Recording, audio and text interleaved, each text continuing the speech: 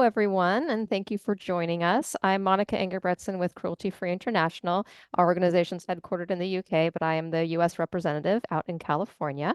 We're going to start today's presentation. I'll start with an overview of animals in research and laws governing the adoption of animals in various states.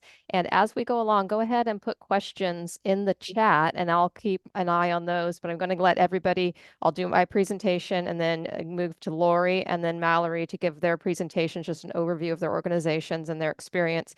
And then, unfortunately, Carolyn Gardner couldn't join us today, but I will say a few things that she had relayed to me about guinea pig placement.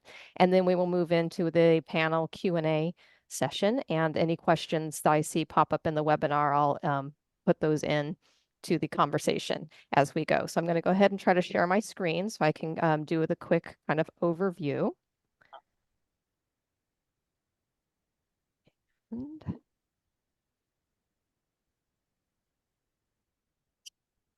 are you seeing it? Okay. Great. So I'm just starting off with some numbers. The most recent USDA numbers that have been released are give the total number of are for 2021, and that's laboratories reported using in excess of 712,000 animals. And these are the animals that are just regulated under the Animal Welfare Act. The U.S. does not count rats, mice, and birds, fish and amphibians, or bred for use in research. So this is the number there is the number of animals that are counted under the Animal Welfare Act. And I've just included broke down a few of those totals of the species that we're talking about today, which that includes 44,000 dogs, 131,000 rabbits, more than 12,000 cats, and 181,000 guinea pigs used across the U.S. They do break down the use of animals. The USDA breaks them down in use categories, whether or not any pain was involved, whether pain was involved and pain relief was used. And I just included some of the numbers here. Category E experiments are those that are experiments in which no pain is present and no pain relief is provided. And you can see the numbers of the animals that we are talking about today that are used in those types of experiments. Now, those are the experiments where the animals probably would not be available for adoption after use in laboratories, but animals in laboratories might become available for adoption through many ways. Sometimes the experiment is completed and the animal is healthy enough to be potentially adopted. Sometimes they're used then in another experiment, and sometimes the animals are not used at all. They were used for breeding, or they bred more animals than they needed, and the animals, for whatever reason, become surplus. Regardless, this usually is a death sentence. The quickest, simplest way to get rid of a surplus animal is to just kill the animal. And so we will be talking about other alternatives to outcomes for some of these animals. But just kind of go back to the big numbers, we do have an estimate, worldwide estimate on the use of animals. And this is the worldwide estimate that does include an estimate of the numbers of mice and rats and other animals that the USDA doesn't track. And you can see that the US is one of the top users of animals, and then followed by Canada, and next to China and Japan. Those are our worldwide estimates, just to give you a scope of the number of animals that we are talking about here. As far as laws go, with regards to the adoption of animals, 16 states in the US have now passed laws relevant to the adoption of animals from laboratories. All of them only apply to dogs and cats, and most of them apply to institutes of higher education. A few of them apply to all laboratories in the state, and most of them allow the facility themselves to determine what their adoption program is and to determine which animals are available for adoption. Most also say that they can partner with rescue groups to place the animals, or they can place the animals internally. What is lacking from many of these state laws is some form of accountability to track whether or not these adoptions are actually happening or whether the laws are being complied with. But we have seen in a few states, and in some states where they already have an adoption law, we've seen bills come back to add some accountability, which things like requiring them to report on the number of animals that are adopted out from their facility and to post the adoption policies on their website. So just for example, Illinois requires that facilities post their adoption policy on their website, and Oregon requires facilities to submit an annual report to the Secretary of State on the number of dogs and cats adopted. And these sorts of things are very useful for determining whether or not the laws are being complied with and what impact they are having. The CARE Act is a federal bill that stands for the Companion Animal Release from Experiments Act, and it would require all facilities that receive funding from the National Institutes of Health to develop policies and adoption programs for dogs, cats, and rabbits, no longer wanted for research. And this is any facility that takes money from the National Institutes of Health. So it would include most institutes of higher education and many other laboratories. It would be a lot of animals that would potentially be impacted by this. It does also require that those facilities make those adoption policies available on their website and for them to maintain records on the numbers of dogs, cats, and rabbits used and the number of that are released for adoption and then the number of them destroyed, and to make that information publicly available. So there's accountability on that. This bill has been in Congress for quite some time. There's a picture here of the lead author on the bill, which is Representative Cardenas, holding a puppy who was released from Envigo. This is one of the Envigo puppies at an event that we had on Capitol Hill. It's a bipartisan bill. It's also co-sponsored by Ken Calvert of California, who's a Republican and has many co-sponsors. And so this is the only there is no federal bill that requires the adoption of animals. So the Animal Welfare Act does not take a position on what happens to the animal after research. And in the NIH also doesn't require those that take money at this point, does not require facilities that receive funding from the NIH to have adoption policies. That's not required yet. And in fact, they're not even allowed to use grant money to home animals after research is concluded. The next slide was going to be a video, but my PowerPoint isn't working of my lab rabbit and my cat playing, but we will not get to have that. And I'm going to stop with this overview and switch over to Lori, which I will be sharing a screen for her, and get her presentation up. And just give me a second. Oh, there it is. Okay. And Lori, just let me know when you want me to scroll to the next slide, and I'll go ahead and mute myself and turn it over to Lori. Apologies, I had to unmute. Anyway, thank you, Monica, for having me. And hi, Mallory, nice to see you again. Thank you all. My name is Lori Cohen. I'm the Executive Director of the Beagle Alliance. We are based in Canada. So when we do speak, when Monica's speaking a little bit about these laws, they are of course not applicable in Canada. Our mission, as you can see, is to give former research animals a second chance at life.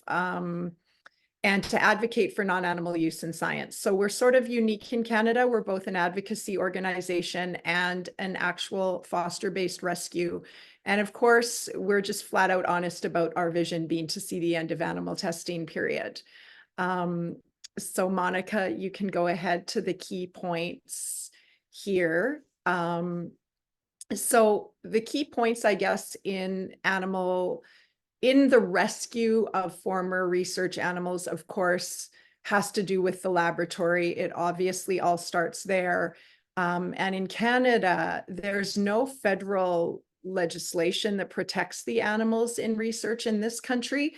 So there's absolutely no law that requires any facility to rehome the animal, retire the animal.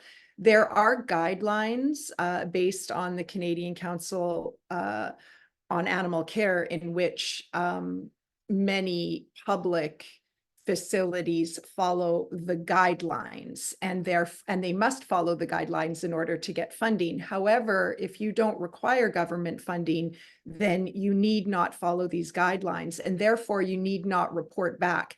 So there was actually almost 11,000 dogs used in Canada, the latest statistic in year 2022.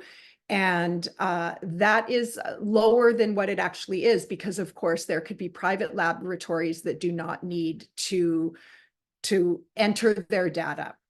So with regard to the lab, we have not rescued animals from a laboratory or testing facility in Canada as of yet. We've been working with our rescue partners in the United States to have animals released from labs in the US. And then in many cases, we bring them up to Canada and place them in foster and adopter homes. And that's simply not for lack of trying. We reach out to private and public facilities. And for the most part, again, they're not required to release the animals. And they're a little bit nervous about the backlash. They just don't want to be seen as testing on animals. And so that's the wall we're coming up against right now. And of course, once the rescue happens, we do very, very intense vetting of fosters and adopters. And we really go through a lot of material in terms of the behavior of the animals, what kind of physical, mental, emotional, even condition the animals are going to be in. And then we work with our fosters and adopters for veterinary care, any kind of behavioral. We have trainers that we work with if needed. And of course, we have full support. We offer 24/7 support for our fosters and adopters. They just need to know that we're available at all times, because many of these dogs have seizures and other issues could arise, and we just like them to have that security that we're available. And in terms of that, where I say the love and the letting go, we really, we work on an individual basis. So at the time of adoption, we sort of see where the animal's at and how far the animal has come in terms of sociability, etc., until, just prior to adoption, so that we know that it's a fit with the adopter and that the animal is ready to sort of move into the next phase, which is the forever home. You can go ahead, Monica. Sorry. So characteristics of a former research beagle. This is really important, obviously, for our fosters and adopters to know. We really impress upon them the nature of a beagle in general, which beagles are not the easiest animals, dogs to have in general. They're scent hounds, of course. They're little escape artists. They even a very, stable beagle that has not been traumatized in their past is still, a work in progress. They're food oriented, and of course, being a scent hound, they're guided by that, and so nothing's stopping them if they want to get out. So we talk about that. For the most part, I have to say that the majority of fosters and adopters who want to work with us already have experience with beagles, which is nice. So they're already aware of the general characteristics of a beagle. And then we really talk about what's gone on after the lab. And so just as the slide, the physical, they can certainly be malnourished or they have allergies, and that's has to do with the low-grade food that they get in a laboratory setting. Almost always there's parasites, some sort of worms that we deal with immediately. They immediately go into veterinary care for a wellness check, which, causes skin conditions. In some cases, there's a bit of muscle atrophy because, of course, they're not exercised like your normal dog would be. And in some cases as well, they have different forms of cancer because they're actually injected with cancers to see how certain cancers progress. So, and on the, people have heard about the cut vocal cords. We do not see that very often, but we do know that it does happen. And we do have fosters that have dogs that have been blinded in animal testing and poked and prodded to the degree that they're blinded. Mental, emotional, absolutely PTSD and anxiety in varying degrees. So we work with those dogs because, of course, they're all individual, but they certainly have PTSD and anxiety in a different degree. And the behavioral, sometimes resource guarding, which means that these are animals that have never had their own stuff per se and never had their own person. So if in fact they become a little bit too attached to the person that they feel has rescued them or the toy they never had before or something like that, they can get possessive. And so we educate on fosters on how to prevent that from happening, and then what to do if it does start, the behavior comes about. For the first few days, they may not eat or drink. They certainly don't know how to walk on a leash. They don't know, thresholds are very hard for them. They don't know about going in and outdoor. So many times, depending on the situation, we will ask that a foster and adopter has another dog in the home, because there's only so much we can teach them. They really need to learn the cues of another dog. And it's very helpful. They progress quite quickly in that respect. You can go ahead, Monica. Yeah. So again, our fosters and adopters are key. We do not have a facility in Canada, so we are a foster-based rescue, and we most certainly could not save lives and place animals without our incredible foster and adopter network, which we are attempting to increase daily, of course. And as we do rescues, education is key, and we provide that. And communication and honesty is a big part of what's going on. We really want the foster or the adopter to be a good match. And so we have open communication about the behaviors, what's going on, the reservations of fosters and adopters. As you can imagine, they're not your normal dog. And so sometimes fosters and adopters are nervous about that. But so we walk through that with them, and we're always there for them. We, of course, have a foster and adopter agreement going through all of our expectations and sort of elaborating on what we've talked about, the behavioral and personality issues. And that includes prior to the dog entering the home. So we talk about safe spaces, so that when the dog does become overwhelmed, or if the dog becomes overwhelmed, that they have a place they can go sort of to download. Again, as I mentioned, other dogs are great. We have ways in which we introduce the dog to the person's existing dog in the home, so that, there's no aggression comes about. At least we do our best for that. Again, we have our fosters and adopter record any behaviors and get back to us on that. And we do have training options available to them. So we really set them up for success, and so that the dog slowly starts to decompress and become sort of stable in a home environment. These guys have never had a home, as you can imagine. So love and touch and all of those things are very touch in a gentle way. It's all very foreign to them. So we take it slow with them. Go ahead, Monica. Yeah.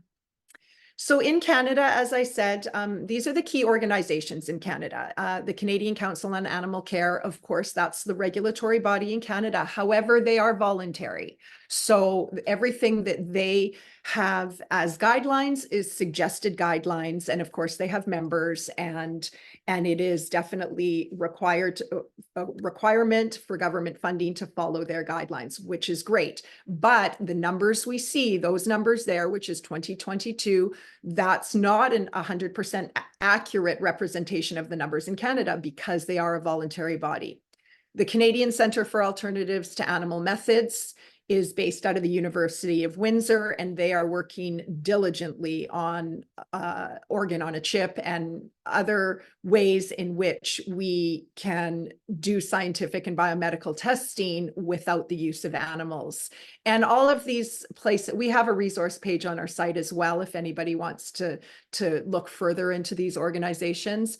Animal Justice in Canada is a great organization of lawyers working for animal welfare and animal protection in Canada, including Animals in Research, as well as Animal Alliance of Canada, Health Canada. And of course, we now like to believe that we are a key organization here, because we are the only rescue in Canada dedicated to animals in research. And so that's a little bit of an overview of Canada. We've got a long way to go, but step by step, we're getting there. And a lot of it is letting the Canadian public know that animal testing does happen in Canada, because I have to say that the majority do not know that testing happens here. So as a recap, or not a recap, but how you can help, it really does take a village. I know that's kind of a cliche thing to say, but it really, really does. And the key number one thing in Canada is people don't know. So sharing information information is key in this country. And of course, the ways in which you can help the Beagle Alliance specifically is by fostering and adopting, volunteering, donations. We are a Canada Revenue Agency registered charity, and we really promote and have a page all about shopping cruelty free. Of course, if we can stop money flowing to the organizations that are testing on animals, that's a great and very simple thing that people can do if in fact they're unable to donate or they're unable to foster and adopt. It's an amazing way to make a difference. If that's all, it's all it takes is that you're shopping without the use of animals, with companies that don't use animals, sorry. And we do have a campaign on our site, a laboratory contact campaign in which you can write letters and call. We certainly have had our share of and I'm sure many people know this, that people get angry at the laboratories and they get excited and passionate. We just ask that anybody calling laboratories, we want to work together. So we just ask that correspondence with laboratories is respectful and kind. And we do like to just acknowledge that the majority of people that got into their field did so to help humanity. And many of them got into the veterinary world, of course, to help animals. So we don't look at them as our adversaries. We look at them as having a different belief system, that we want to work with them so that we can have animals that are able to be rehomed go and live the rest of their lives in a great, safe place and get to have some freedom in their life. So that's the condensed version. Right. Thank you, Lori. I'm going to stop sharing my screen now. And I was getting some messages from email that not everybody who wanted to enter the webinar was able to do that. I don't think I can control that from my side, but I just got an email as I was trying to do other things. I do see some people are in, but I don't know if Norma can check to make sure everybody's been allowed in. I'm going to go ahead and turn everything over to Mallory for her presentation. And I see some questions are coming through, and I will get to those questions in a bit. So go ahead, Mallory. Thank you. So I just want to say thank you again for this opportunity. I'm very excited to chat with you guys. Let me share my screen. Hopefully it will go smooth. Let me know how that looks. How's it looking? Golden? Excellent. Where's this thing though? I'm gonna change it to hang on one second. Just trying to make it big.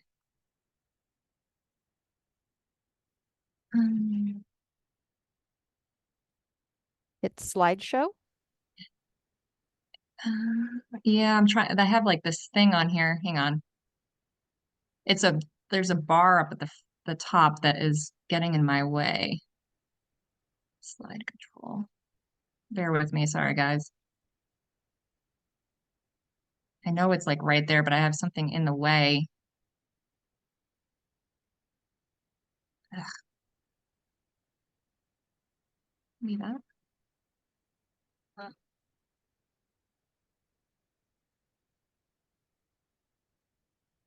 All right. Well, maybe I'll just do it this way. It's okay. You'll be able to see what's next. I can't get it to do what I want unless I do this. Oh, hang on. I think I did it. Does that work?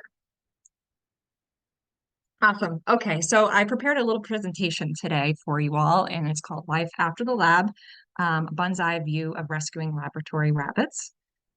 To start things off, I just want to give you a little bit of insight about who I am. So my name is Mallory Cormier. I'm the founder of Save the Buns. I'm a certified veterinary technician and a vegan animal rights activist.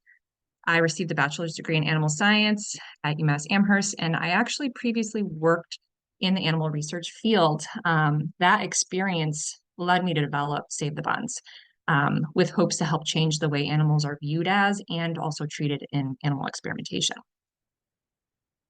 A little bit about Save the Buns. So we're a 501c3 nonprofit animal rights organization whose goal is to provide adoption or sanctuary to rabbits who have been impacted by animal testing. In addition, we also promote alternatives over the use of animals in testing and research. And we hope to build a sanctuary one day to provide a consistent alternative over euthanasia for local animal testing laboratories. We're located in Stafford Springs, Connecticut, and we were established in 2020. And that's our logo. Our team is myself, Katrina, Kelly, Sophie, and newly acquired Mark. Couldn't do it without them. And I actually did work with Katrina, Kelly, and Sophie at the laboratory facility, and we kind of all came together for this organization. And then definitely want to give a shout out to our volunteers. We have 2 currently, hoping to get more, but a shout out to Kitty and Ryan. And they actually just were promoted to being on our advisory board today, actually. So congrats to those 2. So just to go through our goals real quick, our number 1 goal is to obviously rescue as many rabbits as we can from animal testing. We know we can't rescue them all, but we're hopeful that we can, create change for the ones that we are able to get out.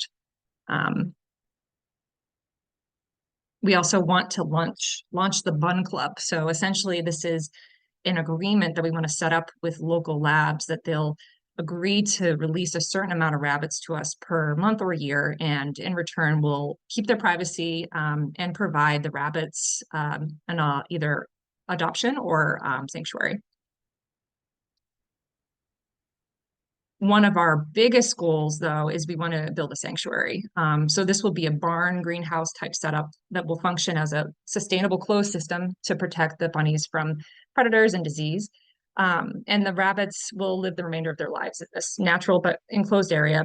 We're hoping to use their waste to then compost it into soil to then produce vegetables and herbs for them to eat.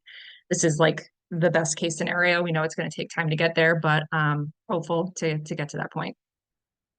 And that's a picture of Chickpea, which you'll learn about very soon.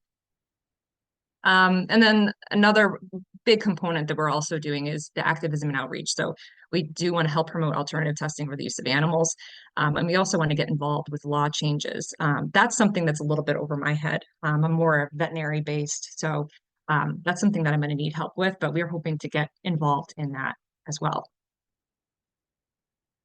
So how it kind of all started was basically our first rescue that started this all was Chickpea. So he was liberated in July of 2020. And that's the day that I got him, and his ears are massive.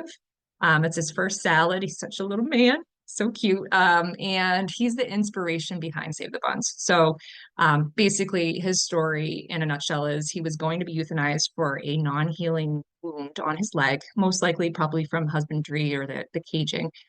I was contacted by a connection that I made from working in the field. And they said, "Hey, do you want a bunny?" And I said, "Of course. Is that a question?" And so I got him, and that basically kind of lit a fire in me thinking, okay, I can do this for this bunny, then maybe we can do it for more. So he started things off for us. Here's some more pictures of the little guy. I call him my little chicken man. Because he is a little bit of a scaredy cat. I got him at 3 months of age, so he was not utilized in any of their projects at that particular lab. If anything, his experience was more where he was in his caging. So the caging was pretty small for a rabbit. So in his first days, he was doing these long leaps, and that's what I remember the most about him. So that's Chickpea. And then, so our first big rescue, so we have one big rescue under our belt. We're still relatively new, figuring things out as we go. We were able to rescue 6 rabbits from a lab based in the Boston area last March on St. Patrick's Day. So it was a very lucky day for these bunnies. That's the day I was very excited, as you can tell. And we have Kelly and Katrina there with her little one, Lana, helping it with that day. We did develop some. So we don't have a facility built yet. So we actually, when we got the email, which I can kind of, I guess, divulge a little bit, we received an email from a middleman that was working with the lab that said they had 6 rabbits. We were not prepared for this. So I reached out to my board, and we developed plan to basically utilize Kelly's basement for a temporary shelter. So she had all 6 rabbits in her basement. So we set up these X pens. I had my dad built some hay mangers that we connected to the litter boxes for these guys. And it's not depicted in this picture, but we also built them some tunnels so they could hide and chill out there. That picture on the right of me and one of the bunnies, that's Potato. That was his first day.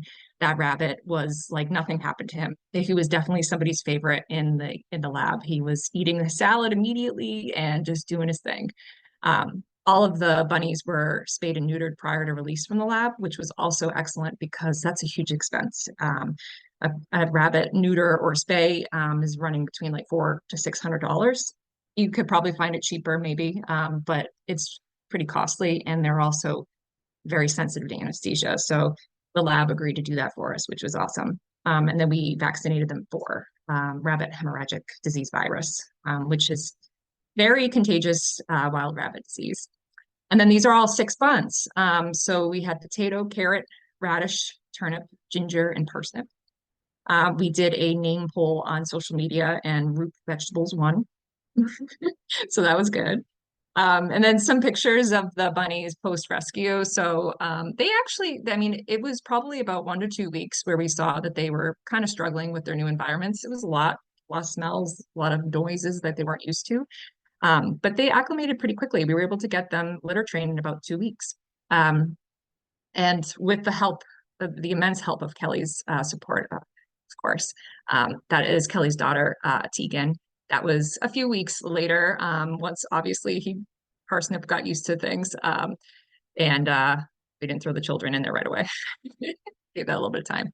Some more pictures. That's Ginger coming out of a tube, and Carrot doing some periscoping, looking around. And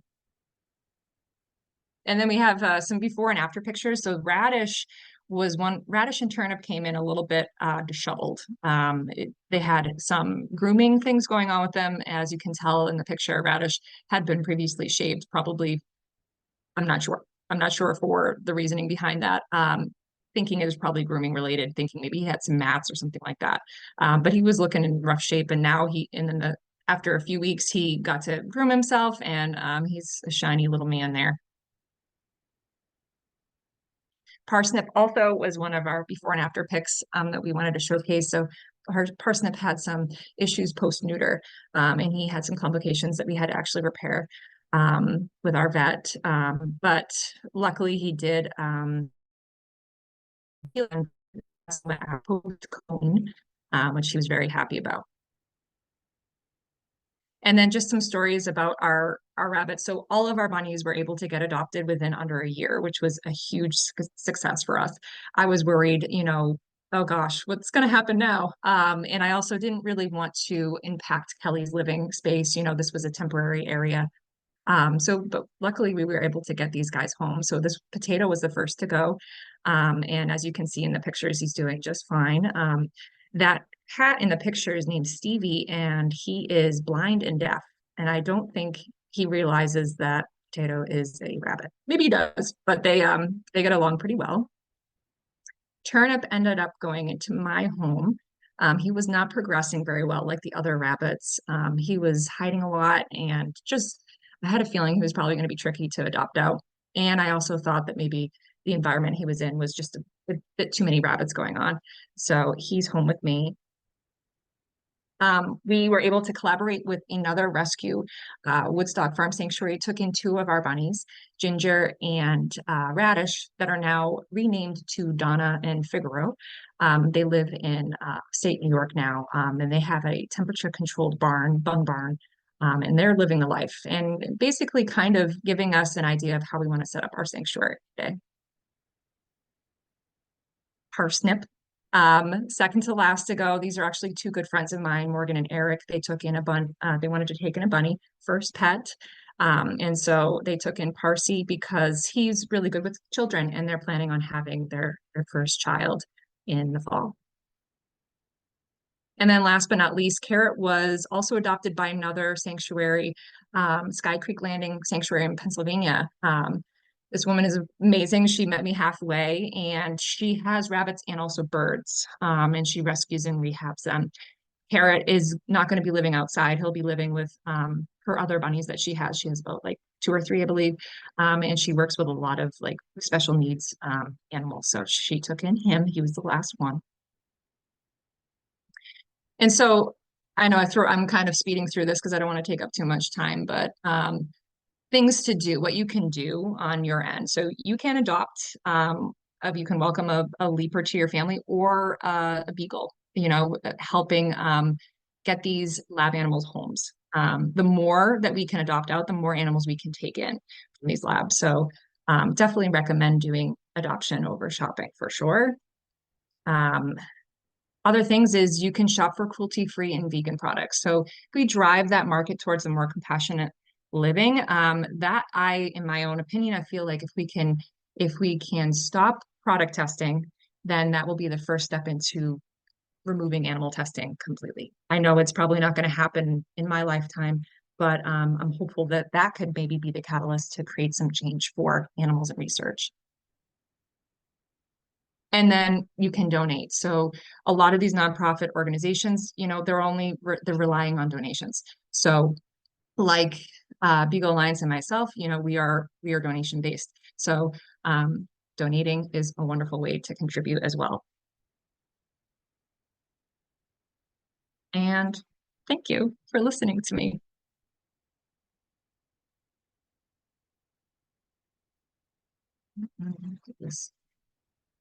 I'm going to try to stop this share. Okay, great. Thank you.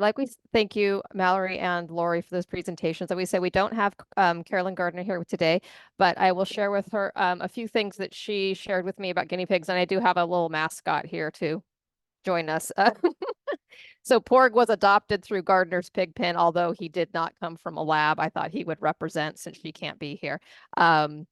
She did say that guinea pigs are not frequently released from the laboratory, or at least they do not get very many calls for guinea pigs being released from the lab.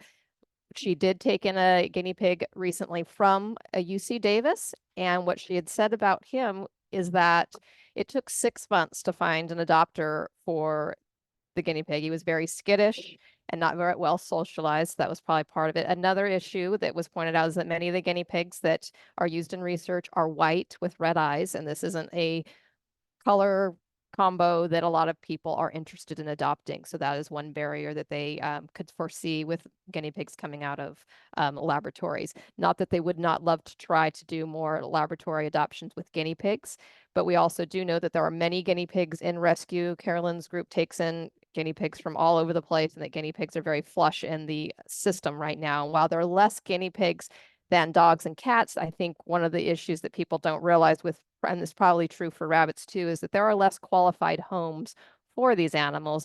Many people do not know what it takes to take care of a guinea pig or a rabbit, or if what they think they know is actually wrong. The commonly accepted standard of guinea pig and rabbit care is actually abusive, confinement to a cage, when it actually requires more than that. So there's an additional hurdle of educating somebody about what it actually takes to provide care for a guinea pig or a rabbit. And then on top of that, the additional considerations that they might need to know for socializing an animal that has come out of a lab. So I just wanted to share those, and I'm going to set Porg down to run around my office while we continue.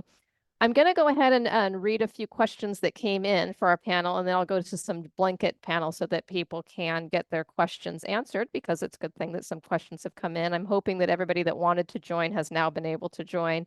I don't have controls on that. There was a question about Oklahoma, state of Oklahoma having any laws. Oklahoma is not one of the states that has passed a law regarding the adoption of laboratory animals. But there are model laws that can be used to try to do so in Oklahoma if somebody's interested, and I will get in touch with that person. But just to answer that, no, Oklahoma is not one of those. A question came in for Lori about says, for other dogs in the home, do you find it best to pair the beagle with other breeds, not beagles, or does it not matter which breed of dog? No, it absolutely doesn't matter. We have a discussion on the behavior and sort of the personality of that person's dog, but the majority sometimes there's another beagle because they obviously are interested in the breed, but it's absolutely not a requirement. We want a relationship, and we want the former research animal to be able to learn the cues of another canine. So definitely not. Great.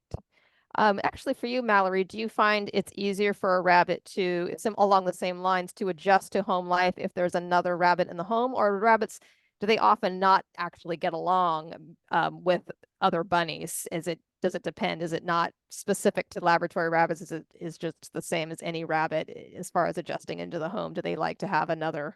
Have you found that to be valuable? Um, I will say that rabbits in general are pretty territorial. So they are not very easily bondable. It can happen, and it does happen, and they do like to be around other rabbits, but they also like their own space. So we thought that having the six bunnies, because we had three on one side, three on the other, and then we had like a little play area for them. We found that it was beneficial to have other buns around because maybe if one of them is a little bit nervous to eat, if they hear another one eat and they're like, oh, okay, I can eat. It's okay. So it does encourage. I don't think it would matter if it was a lab bun versus a non-lab bun together. When I brought home Turnip, Chickpea, I mean, I got him as a baby, but he was definitely much, I mean, he was a couple years at that time old. So he was used to being home and he helped Turnip a little bit, even though he's a little feisty. I could see that it benefited him. So yes, I think it does benefit to have another species, another bun or beagle around for that adjustment. And another question that was in the chat was, do you spay and neuter the rescue dogs and bunnies before they go into homes? Um, Definitely. We definitely will do spay and neuter for our bunnies prior to adoption. And as we found with the one lab that we worked with, that was a requirement. Prior to release, they needed to be spayed or neutered, and they did do that for us. So that was exciting. As I mentioned, I think earlier in my presentation. So yeah, definitely that would be a requirement for us for sure. Yes, we do not adopt until the dog is spay or neutered. And in some cases, they are released from the lab spay or neutered, which, as Mallory said, is obviously great and easier and less, more cost effective for us, of course, as a rescue. But we definitely do not adopt until they are spay or neutered. Great.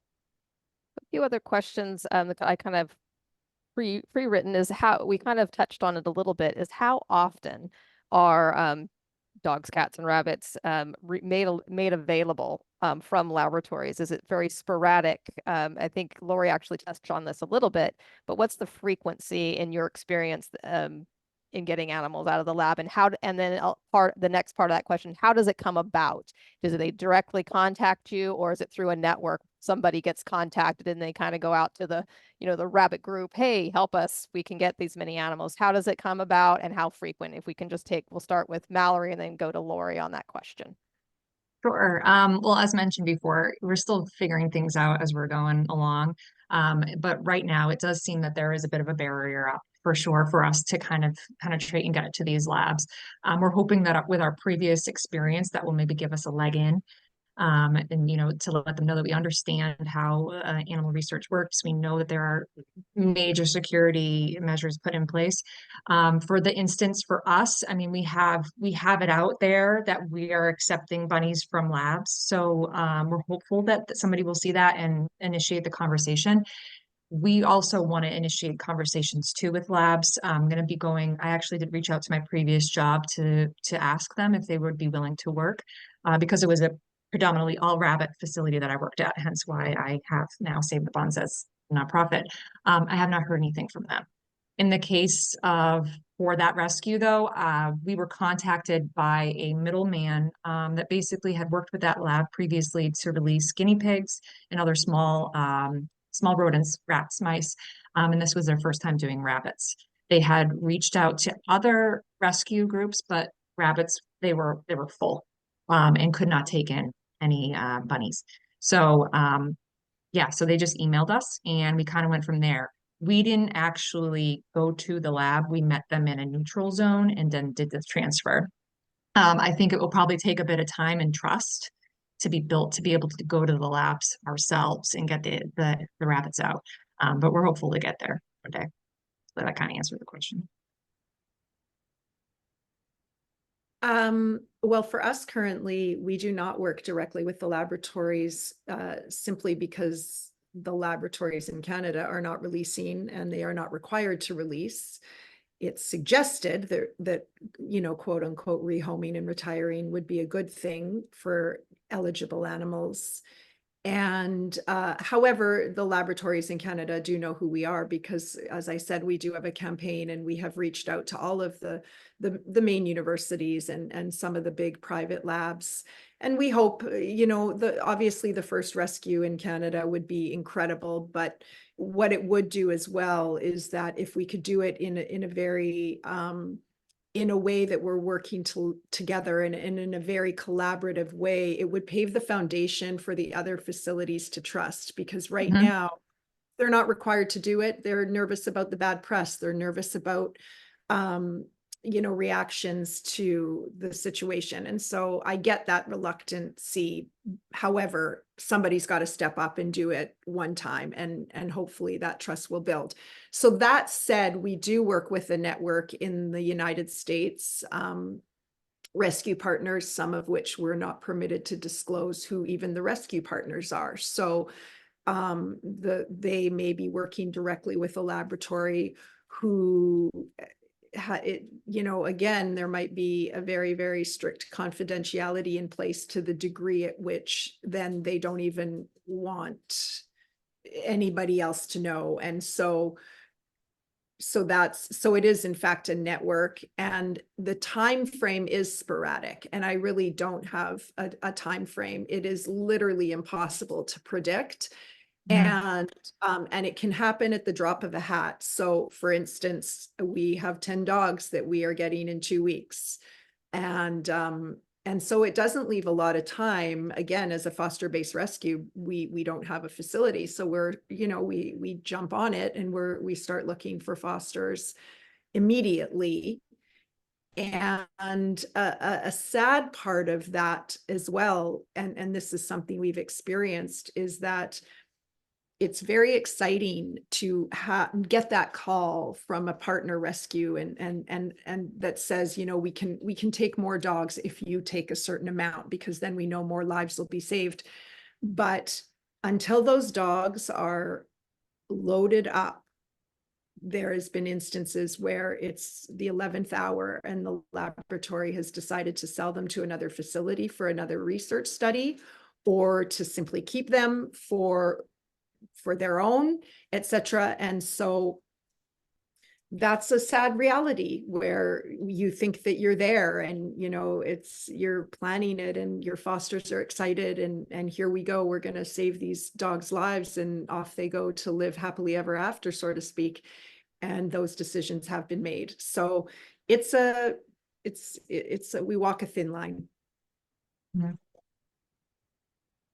With regards to legal challenges, obviously we know that the state laws, vary, but about half the state laws that exist for the adoption of laboratory animals, and of course, most, like I said, they don't include rabbits at this point, that they have language in there stipulating that providing from research facilities from immunity from civil liability following the adoption of animals. And that's probably something that gives the facilities a little bit of comfort when they release an animal to a rescue, that outside of some sort of gross negligence, if the animal does not place well, or something happens after it's left their lab, that they are not liable. Have you found, maybe it's less with a rabbit that they're concerned about this, but concerns about that, other than the feeling that the laboratories maybe fear backlash of people being aware that animals are being used when they release animals from a laboratory, even though that should be seen as a positive thing that the animals are being allowed to be released? Is there concern, other legal concerns that have been raised or that you've kind of felt are a limitation in laboratories wanting to work with rescues? I mean, I haven't found that yet. The main limitations I'm finding is just the act of actually wanting to work together. That's like the main hurdle. When we did have the bunnies released to us, I wanted to ensure that there was a document in place that basically said that they're not liable, and they don't have the ability to take the bunnies back, which I know that was it's like an unrealistic thing. But in my head, I'm like, oh no, what if they want them back? But they wouldn't, because a lot of these facilities are, pathogen free, very secure. They wouldn't want any variables coming in there. So we had that document in place, and that was kind of the exchange of the bunnies to us. And it basically ensured that they're not liable for any medical issues too that come about with these animals, and that we won't be able to give them back to them. Not that we would. And then also, you know, that they wouldn't take them from us. So that was a nice document that we had in place, and that they also put in place for that particular lab did have an adoption policy in place for their employees. So it was more of an internal. So we were like kind of their first external in regards to the rabbits. And then just one like side angle to that. When we did do the release, I wrote a letter to the veterinarian that was basically the PI for that, or principal investigator for that team or that lab, and just basically put out there, you know, thank you so much, you know, making a relationship with them, and then also just putting out there, like, obviously we have differences in our opinions about animal testing, but it's clear that we both care about these animals. So that really solidified our bond, and now we're going to be working with them again. So I think communication goes a long way when you're working with these labs as well. Great. Yeah, that's a great point. Sorry, I didn't mean to cut you off, Monica. Oh, I didn't know if you had a chance. Go ahead, Laura. No, I've never run in, and of course I worked for a different organization in the United States prior to us starting the Beagle Alliance. I've never run into the laboratory worried about liability. I've not come in contact with any paperwork that speaks to that. I think once the animals are off, they're off, quite frankly, on to the next study, and then, you know, they're not too concerned about it. There's been a few people that from laboratories who have kept in touch with us over the years because they do want to know about the animals, and that's always wonderful to see. I think that personally, and this might be going off on a little bit of a tangent, but I think that personally, the reason that they don't stay in touch is not so much because they don't care about the animals. I think it's just a simple coping mechanism of compartmentalization that, you know, it's a hard job, and Mallory knows this firsthand. It's a hard job being an animal care worker and knowing what you do every day. And of course, we are also sort of sideline.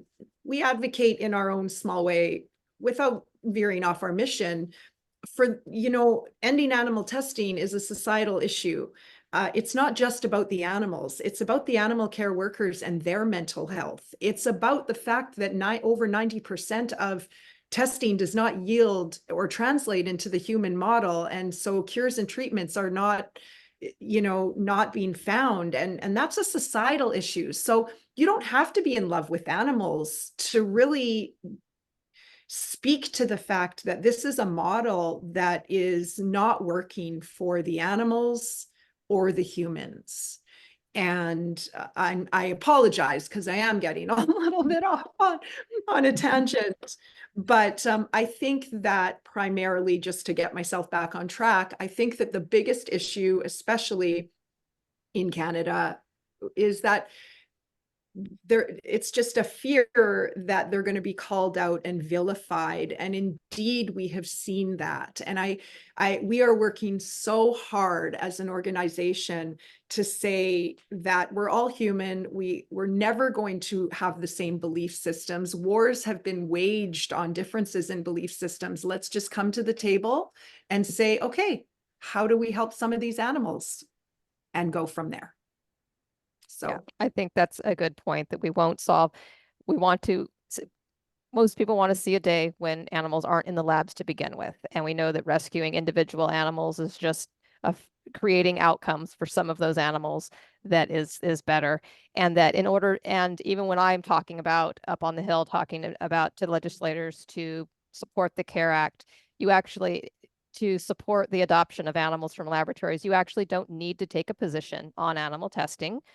You can just say that you believe that animals deserve a chance at a life after the lab, and you can end it there. So this issue should be a uniting force, and that you don't have to agree on all the other parts about animal testing. You can just agree that when an animal is no longer wanted by the lab, that it has a chance to be adopted. And this should be especially true for those labs that are taking taxpayer money, that we do have an ability to put forth some stipulation on what happens to those animals after research has been concluded. And we have just a few more minutes. We do know that you've talked a bit, Lori, about the lack of laws in Canada that to require this, even being rescues that are often full of, trying to place lots of different animals from different sources, pet shops, shelters. Rescues still want to have the opportunity to rescue animals from laboratories. And in the states that have passed laws, rescues and shelters are not required to take animals that are offered to them. So that's an important thing for those to understand, that they have to agree to take the animals. So it should not be increasing burdens on shelters and rescues. They agree to take the animals. So that should not be a barrier.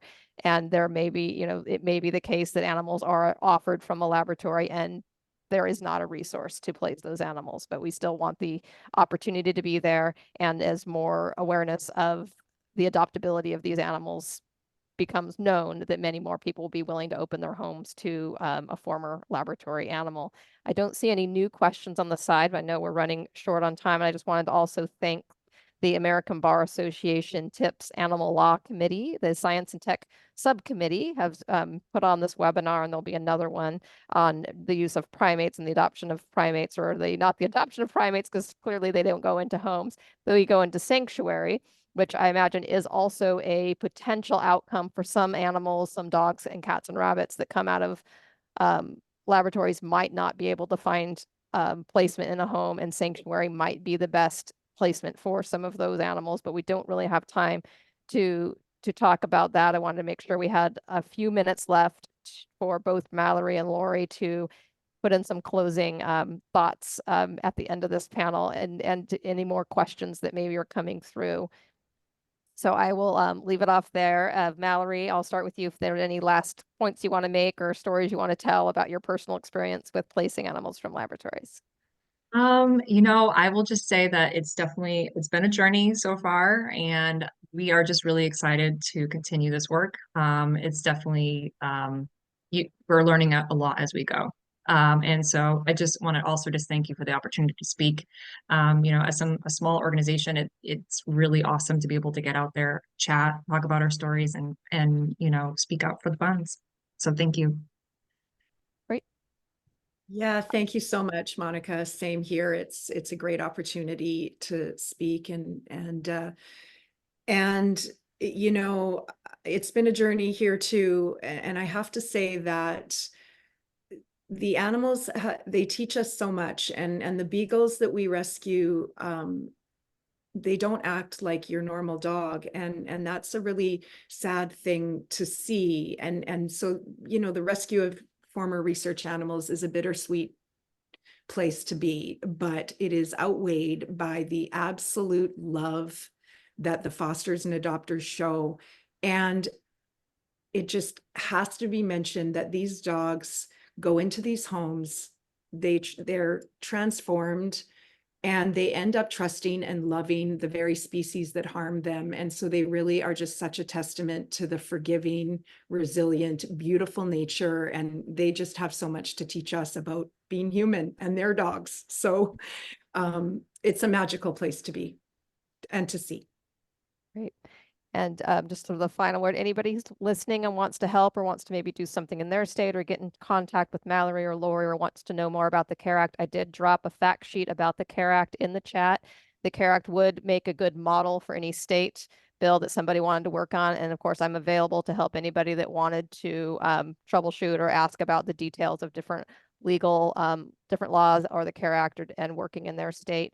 And of course, reach out to the TIPS Animal Law Committee, Science and Tech Subcommittee. We'd be happy to work with you on this issue if anybody's interested or has follow-up questions that come up after this panel is over.